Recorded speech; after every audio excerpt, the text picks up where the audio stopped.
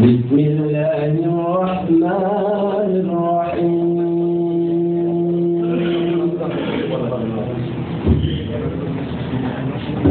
لا يحزنهم الفزع الأكبر وتتلقاهم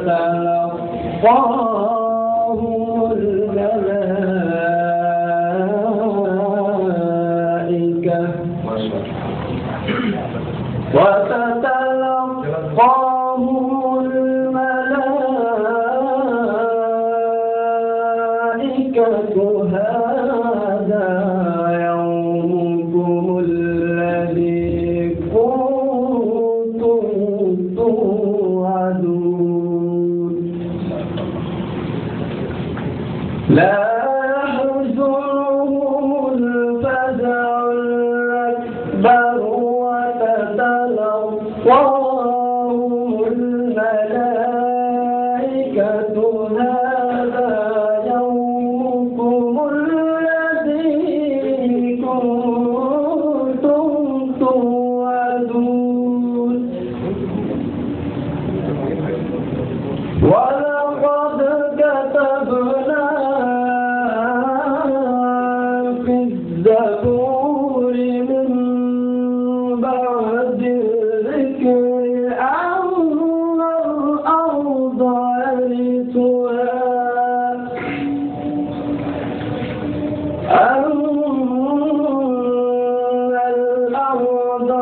يرثها عبادي الصالحون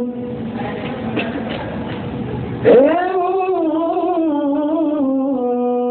في هذا لبلاغا لقوم عابدين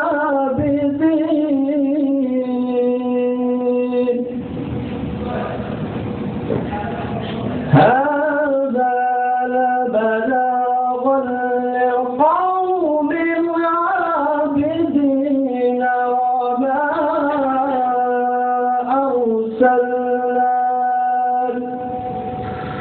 وما أرسلناك إلا رحمة للعالمين صدق الله العظيم ধন্যবাদ জনাব আলামিন স্মৃতি মধুর তিলাওয়াত করার জন্য। সম্মানিত উপস্থিতি, এ পর্যায়ে আপনাদের সামনে আজকের অনুষ্ঠানে স্বাগত বক্তা হিসাবে বক্তব্য নিয়ে আসছে আল জুবাইর বিএনপির সাংগঠনিক সম্পাদক মমিনুল্লাহ রুবেল। মমিনুল্লাহ রুবেলকে স্বাগত বক্তব্য রাখার জন্য আহ্বান জানাচ্ছি।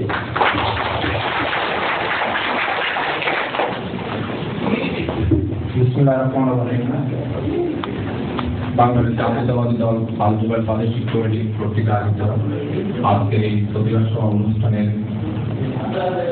সভার সম্মানিত সভাপতি, আল জুবাইর প্রাদেশিক কমিটির বর্তমান সভাপতি, বিশিষ্ট ব্যবসায়ী, বিশিষ্ট সমাজসেবক, সাধারণ মানুষ অত্যন্ত আপনজন জনাব মাহবুবুল ইসলাম ভূঁইয়া, উপস্থিত আজকের প্রধান অতিথি, প্রধান আকর্ষণ সুনামগঞ্জ জেলা বিএনপির বর্তমান যুগ্ম সম্পাদক, আল জুবাইর প্রাদেশিক কমিটির সাবেক সভাপতি, বিশিষ্ট ব্যবসায়ী, বিশিষ্ট সমাজসেবক, আমার শ্রদ্ধেয় বড় ভাই জনাব জসিমউদ্দিন শামীম, উপস্থিত আজকের প্রধান বক্তা আল জুবাইর প্রাদেশিক কমিটির সাবেক সভাপতি, বিশিষ্ট সমাজসেবক জনাব আবুল বাশার স্বপন, উপস্থিত আল জুবাইর পূর্বাঞ্চল কেন্দ্রীয় কমিটির নির্বাহী সদস্য জনাব ফরিদ আহমেদ ভাই, উপস্থিত আজকের কেন্দ্রীয় কমিটির নেতৃবৃন্দ, উপস্থিত বাংলাদেশ জাতীয়তাবাদী দলের বিভিন্ন শাখা থেকে আগত সংগ্রামী সভাপতি সম্পাদক বৃন্দ, আমি সবাইকে আমার অন্তঃস্থল থেকে আপনাদেরকে জানাচ্ছি ঈদ মুবারক। সংগ্রামী উপস্থিতি, আমাদের ঈদের 2-3 দিন আগে আমাদের একটি প্রোগ্রাম ছিল আমরা প্রোগ্রাম চেঞ্জ করা হয়েছে।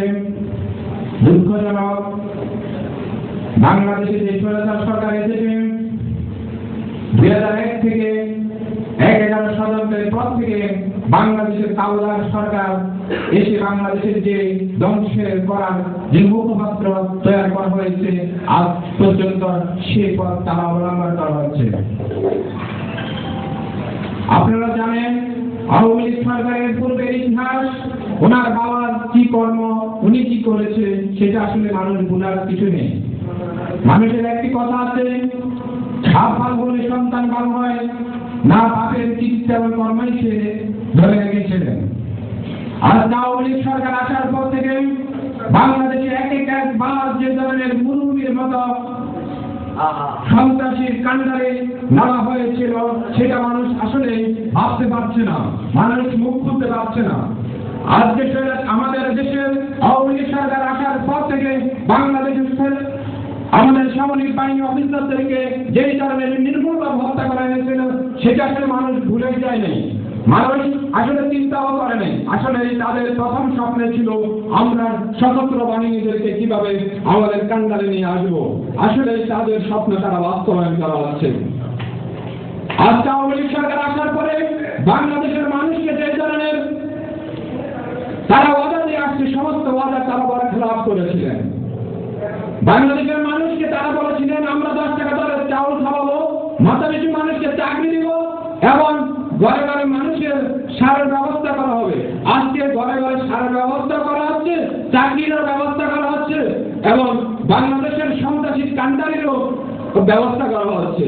আপনারা দেখেন আওয়ামী লীগ সরকার আসার পর থেকে মানুষকে কি দিয়েছে, মানুষকে দিয়েছে তারা ডিজিটালের নমুনা।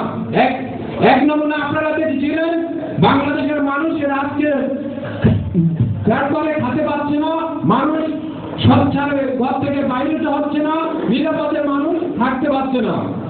আজকে আমাদের মা বোনেরাও শান্তিপূর্ণ সুন্দর যুবতী নারী ঘরে নিরাপদে থাকতে পারছে না শুধু আওয়ামী লীগের সন্ত্রাসী কাণ্ডারীদের জন্য। আপনারা বিগত দিনেও দেখেছিলেন, এখনো দেখেছিলেন।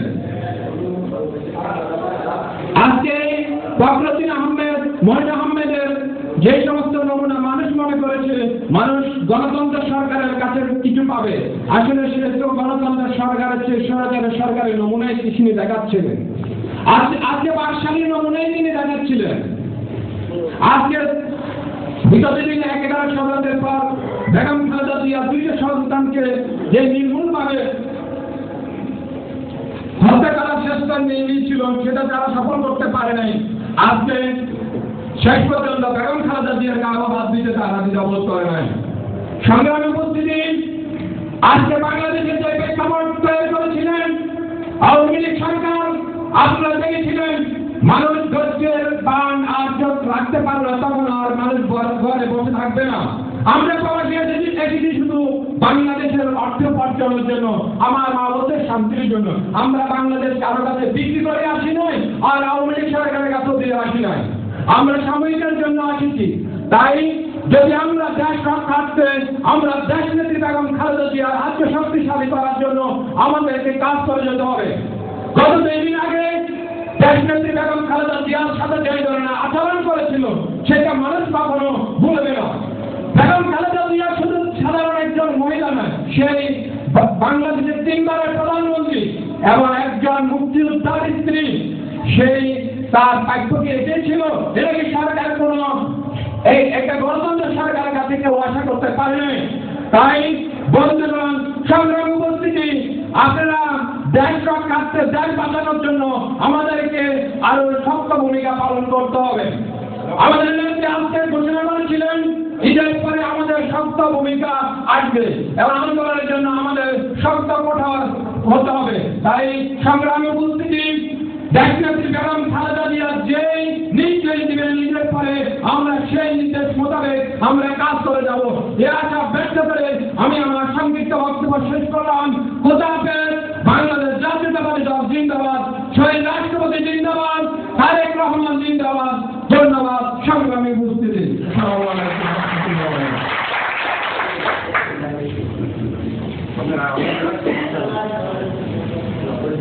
আলাইকুম। সম্মানিত উপস্থিতি, এখন আপনাদের সামনে বাংলাদেশ থেকে টেলিকনফারেন্সে আপনাদের সামনে মহামূল্যবান বক্তব্য রাখবেন মাননীয় বিরোধী দলের চিফ হুইপ, গণমানুষের জননন্দিত নেতা, বাংলাদেশ জাতীয়তাবাদী দলের নেতা জনাব জেনারেল আবিদুল ফারুক।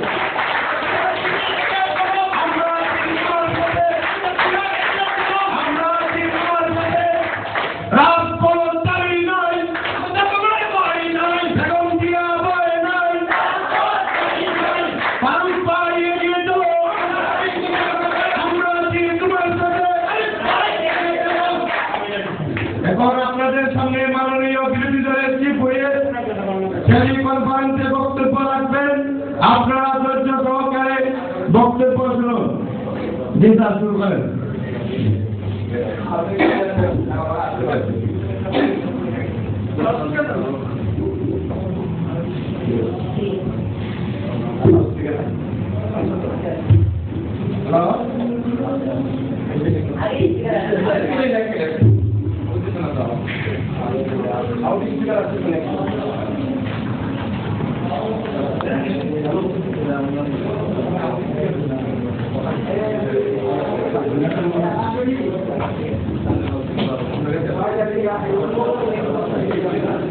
বন্ধুগণ, যিনি আপনাদের সামনে অল্প কিছুক্ষণের মধ্যে টেলিকনফারেন্সে বক্তব্য দিবেন, সাহসী জিয়ার সৈনিক, অভূতপূর্ব বীর সেনানী, রাজপথে তিনি জাতীয়তাবাদী দলের আন্দোলনে অগ্রসেনানী, যিনি জাতীয় পার্লামেন্টে বাংলাদেশের মানুষকে শেখ হাসিনার দুর্নীতির পুত্র জয়ের দুর্নীতির ইতিহাস জাতিকে জানাতে যে বাংলাদেশের পূর্ব থেকে পশ্চিম, উত্তর থেকে দক্ষিণ, ঢাকা, সিলেট, পাবনা, খুলনা সহ অজস্র মামলা দিয়ে যার কণ্ঠকে রোধ করা যায়নি।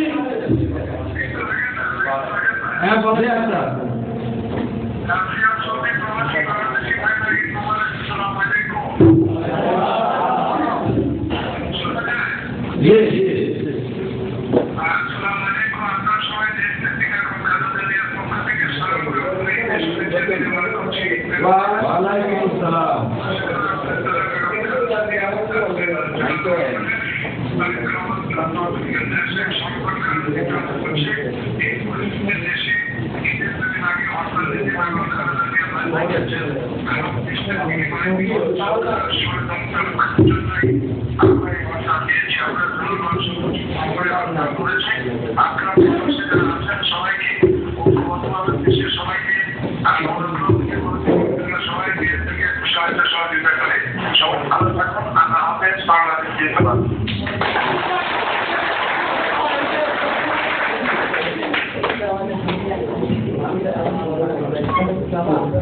ধন্যবাদ। সম্মানিত উপস্থিতি,